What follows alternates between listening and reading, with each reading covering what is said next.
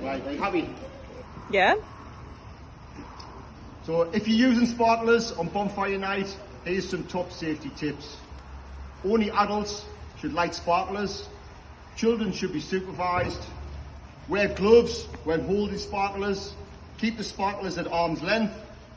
Only hold one sparkler at a time. Only light one sparkler at a time. After use, put the sparklers in a bucket of water or sand. Stay safe everyone and enjoy your bonfire night.